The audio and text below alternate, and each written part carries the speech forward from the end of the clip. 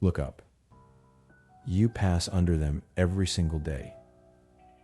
You think they're just keeping the streets safe and bright. But while you were sleeping, a company called Ubicquia figured out how to turn your city's lighting into an untethered, unblinking surveillance grid. Without asking you, without a public vote, and in some cases, without even giving the city the off switch. We are looking at how advanced surveillance hardware is expanding rapidly across American cities, not through standard police budgets or high-profile public safety debates, but under the completely innocent banner of green energy and municipal utility upgrades. The primary company driving this playbook is a Florida-based tech firm called Ubicquia. Their core strategy functions exactly like a corporate Trojan horse. Instead of trying to convince city councils to install highly visible police cameras or license plate readers on every corner, they target the literal top of the streetlight. Every standard municipal streetlight in the country is built with a universal, pre-permitted electrical outlet on top known as the NEMA photocell socket. This small socket has been standard electrical infrastructure for over half a century. Because it is already fully permitted and wired for continuous power, a city does not need to apply for new construction permits or undergo lengthy zoning reviews to change what is plugged into it. Ubicquia designs intelligent controllers that twist directly into this NEMA socket in less than a minute. When a city updates its grid to lower electricity costs, the deal is pitched by public works or sustainability departments as a simple, eco-friendly lighting efficiency project. But by changing that lighting controller, the city is simultaneously setting up the exact mounting point, the electrical supply, and the LTE network backhaul needed to carry advanced data sensors. The company's own executives openly call this an enormous legal advantage, noting that they need simple administrative approvals rather than intensive construction permits because anything twisted into that photocell is already legally grandfathered in. Once the lighting hardware is in place, adding partner integrations like automated license plate readers or live AI video analytics becomes a simple plug-and-play upgrade down the line. This model effectively routes the technology clean around the strict public transparency laws and community control over police surveillance ordinances that normally attach to police dragnets. To keep this footprint entirely invisible to the public, the procurement process is built to bypass competitive bidding. The hardware is frequently buried deep inside sprawling energy service company contracts as a generic pass-through item, or it is quietly bundled into city council consent calendars. For example, in Ontario, California, a $498,000 contract sailed through as a single block vote on a consent calendar with absolutely zero public debate or community scrutiny. If a town is still hesitant to buy the technology, the playbook shifts to what is known as the Maine model, named after deployments in places like Yarmouth, Maine. Under this approach, the company flips the entire financial relationship upside down through a master attachment agreement. Instead of asking the town to purchase expensive camera systems, the firm pays the town a yearly fee of $360 for every single streetlight pole they are allowed to access. By turning the municipality into a paid landlord rather than a purchasing customer, the entire transaction completely drops off the radar of standard competitive procurement thresholds. The local government becomes a payee, the surveillance-ready network scales rapidly on public infrastructure, and the average citizen walking underneath the streetlights has absolutely no idea it is happening. To understand how this strategy plays out in the real world, you only have to look at San Diego. Between 2016 and 2019, the city installed more than 3,000 smart streetlights across its neighborhoods. The whole program was originally pitched to the public as a futuristic civic upgrade designed to monitor air quality and gather harmless traffic data. What citizens were not told for nearly 3 years was that these streetlights, originally built with General Electric City IQ technology before being acquired by Ubicquia, were actually high-definition surveillance nodes capturing constant video of public life. The breaking point came in the summer of 2020 during the Black Lives Matter protests. Local activists and investigative reporters discovered that the San Diego Police Department had quietly accessed those streetlight video feeds at least 35 times to monitor peaceful protesters and crowd movements. The public backlash was immediate and fierce. Community coalitions mobilized, demanding an end to the secret dragnet, and under immense political pressure, then Mayor Kevin Faulconer was forced to order the entire system shut down. That was supposed to be the end of the story. But then came the twist. When the city ordered the cameras turned off, Ubicquia officially cut the software service layer. However, because the physical hardware on top of the streetlights still had power, and because Ubicquia held exclusive control over the encryption and SSH access keys, the cameras never actually stopped recording.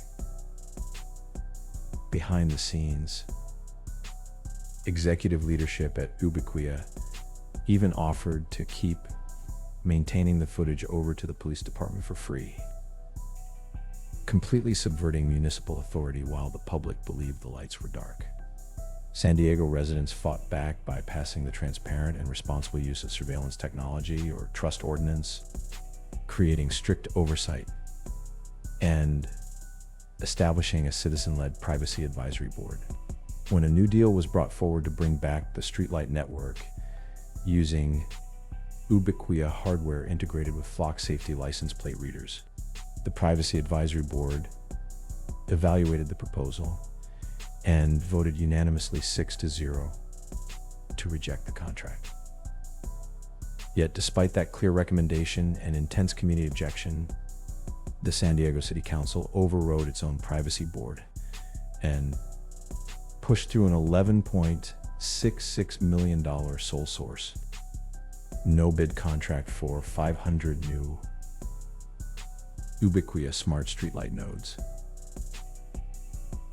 The final betrayal came down to how that data was handled. City leaders repeatedly promised residents that this expanding surveillance system would never be weaponized for federal civil immigration enforcement. But investigations and public records published by groups like the Electronic Frontier Foundation revealed that the San Diego Police Department was actively sharing license plate reader data with federal agencies, including Homeland Security investigations and Customs and Border Protection. What began as an innocent municipal energy project ended up becoming a citywide dragnet, demonstrating just how easily public infrastructure can be turned against the very citizens who paid for it. While the backdoor procurement and local political battles are striking, the true scale of this operation comes down to two things: capability creep and political influence. To understand how capability creep works in practice, look at a product called the Ubicquia, which was launched in December 2025. The Ubicquia is an AI camera accessory designed to bolt directly onto innocent-looking Ubicquia streetlight controllers that cities already installed years ago. That means if your city bought Ubicquia lighting controls to save energy last year, the company can now snap an AI camera onto that exact same socket tomorrow without needing a single new permit or construction review. This creates what security analysts call the surveillance stack. Ubicquia itself provides the physical mount, the continuous power supply, and the encrypted cellular connection, but the actual surveillance capabilities are carried out by third-party partners like Flock Safety, Axon, and Genetec, whose hardware and software attach directly to the Ubicquia base. When a city auditor or privacy advocate reviews Ubicquia hardware, they often only see a standard utility controller, completely missing the high-powered automated license plate readers and live AI video feeds operating right inside the attached modules. To protect and expand this ecosystem, the company relies heavily on a powerful political revolving door. Take board member Antoinette Bush, who spent years staffing the United States Senate Commerce Committee overseeing the Federal Communications Commission before taking a seat on Ubicquia's board. Or look at Manny Miranda, who spent 4 decades as a top executive at Florida Power and Light before moving straight to the company's board of directors. Then there is Dave Herlong, who serves as Chief Operating Officer, while simultaneously sitting on the Department of Energy's Electricity Advisory Committee, where he co-leads a National Grid Resilience Subcommittee under the Ubicquia corporate name, placing him inside the exact federal policy discussions that the company pays outside lobbyists to influence. The strategy extends directly into federal campaign finance and lobbying. In 2020, just 2 months after Ubicquia's chairman contributed $20,000 to political action committees tied to former House Speaker Kevin McCarthy, the company hired Miller Strategies, a high-profile lobbying firm deeply connected to McCarthy's political network. By weaving together utility infrastructure, third-party surveillance tech, and deep political access, the company has built a system that scales continuously across public streets, ensuring that no matter how citizens or city councils vote, the network above their heads keeps growing. Whenever public pushback mounts over smart streetlight networks, municipal officials and tech representatives offer the exact same reassurance. Don't worry, the city owns the data, and your footage is never sold or shared. But if you read the actual fine print of corporate contracts like the one signed in San Diego, that claim falls completely apart. Deep inside the contractual terms, the city explicitly grants Ubicquia a perpetual, irrevocable, worldwide, and royalty-free license to ingest city video feeds and plate reads as part of its aggregated data layer. That means long after raw footage is deleted from local police servers, Ubicquia retains the legal right to use those real-world recordings indefinitely to train, refine, and commercialize its own automated computer vision AI models. The city may nominally own the raw video file, but the company owns the intelligence extracted from every citizen who walks underneath those streetlights. When local communities try to pass laws restricting or removing these devices, tech suppliers shield themselves behind state and federal preemption legislation. In states like Florida, laws such as House Bill 6087, the Advanced Wireless Infrastructure Deployment Act, effectively strip local governments of their ability to deny or regulate small cell attachments on public utility poles and streetlights. By defining these hardware installations as protected utility infrastructure rather than discretionary surveillance equipment, state law preempts local authority and prevents city councils from responding to citizen privacy complaints. If a neighborhood demands that a small cell node or camera controller be taken down, the city is legally barred from removing it. Local democratic oversight is completely bypassed, leaving citizens with a permanent, corporate-controlled surveillance network anchored directly to their public streets. The true threat facing our communities today is not simply the addition of another camera on a pole. The real danger is that persistent, AI-indexed, high-definition surveillance grids are being quietly erected above our heads without public knowledge or consent, fundamentally altering our basic expectation of Fourth Amendment privacy in public spaces. When every street corner, intersection, and neighborhood block is transformed into a continuous data feed capable of tracking your daily movements, local democratic control ceases to exist unless citizens actively take action to protect it. If you want to protect your own community, you have to change where you are looking.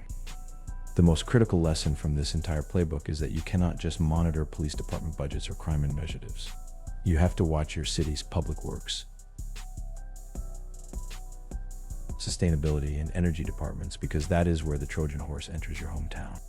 You need to scrutinize city council meeting agendas, paying close attention to the consent calendars where massive spending packages pass without discussion. Look specifically for seemingly mundane phrases like streetlight monitoring software, energy service pass-throughs, or data retention services buried inside utility line items. Next, use public records laws to demand full transparency. File Freedom of Information Act or state open records requests directly with your local government. Ask explicitly for all contracts, purchase orders, email correspondence, and master attachment agreements involving companies like Ubicquia, Realterm Energy, or Ameresco. Forcing these documents into the light of day is often the single most effective way to stop a stealth procurement before it becomes a permanent dragnet. They built this network under the guise of saving electricity. They used legal loopholes and utility backdoors to bypass your vote. And when the citizens of San Diego organized, fought back, and officially told them to turn it off, the hardware kept right on recording anyway. The streetlights above your head are no longer just lights. They have been quietly converted into the unblinking eyes of a corporate state apparatus. It is time to look up, it is time to ask hard questions, and it is time to pull the plug. This is the ultimate reality of the smart city revolution. The infrastructure being quietly woven into the fabric of our daily lives is not passive, it is not neutral, and it is not just there to keep the lights on. It represents a fundamental shift in the balance of power between the citizen and the corporate state apparatus, scaling block by block, under the cover of administrative approvals and municipal convenience. The tech firms driving this playbook have successfully weaponized the mundane, turning standard utility sockets into powerful entry points for a permanent, unblinking surveillance network that operates entirely outside the boundaries of traditional public debate. But the moment we understand the strategy is the exact moment the playbook begins to fail. The backdoor procurement paths, the buried consent calendars, and the financial loops designed to bypass competitive bids only work when they remain in the dark. By shifting our focus from the police station to the public works department, by scrutinizing the boring fine print of utility agendas, and by demanding absolute contract transparency through public records laws, we can force this hidden architecture into the light of day. The future of public privacy does not depend on grand political promises. It depends on local citizens recognizing that the technology hanging directly over their heads can still be challenged. It is time to stop looking down at our screens. It is time to look up at our streets, and it is time to reclaim our communities.